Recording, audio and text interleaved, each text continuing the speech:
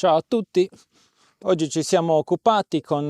l'Imen Sarrabus Gerrei, Archeosarrabus e Sentiero Primitivo del Sarrabus di pulire finalmente un nuraghe che aspettava da tanto tempo di essere pulito, che è il nuraghe ponziano, che si trova nel comprensorio di Bacco a Rodas. Siamo in territorio di Muravera ed è una zona bellissima che consigliamo a tutti di visitare, piena di sentieri interessanti e soprattutto di vedute spettacolari. Da questo punto in cui mi trovo io, per esempio, è possibile vedere tutti e tre i paesi, diciamo, centrali del Sarrabus, che sono Muravera, San Vito e Villa Puz. Sono Martina Cau, sono una studentessa magistrale del corso di laurea in archeologia e storia dell'arte e oggi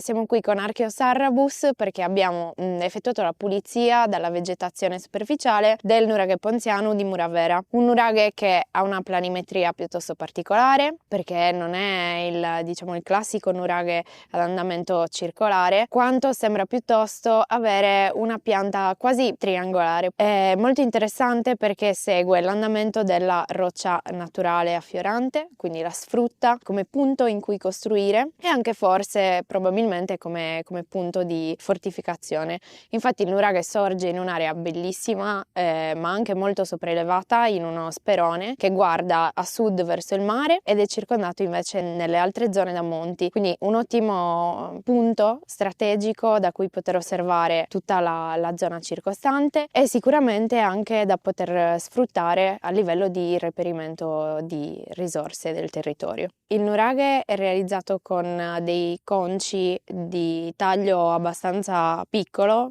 medio-piccolo, in scisto di provenienza locale, quindi una pietra tutto sommato anche abbastanza leggera e, se utilizzata opportunamente, anche abbastanza resistente per la realizzazione di costruzioni simili. Nell'area circostante si intravedono delle forme, delle linee murarie che potrebbero appartenere a capanne, però occorrerebbe insomma uno studio più approfondito di tutta la zona con una analisi, uno scavo puntuale insomma.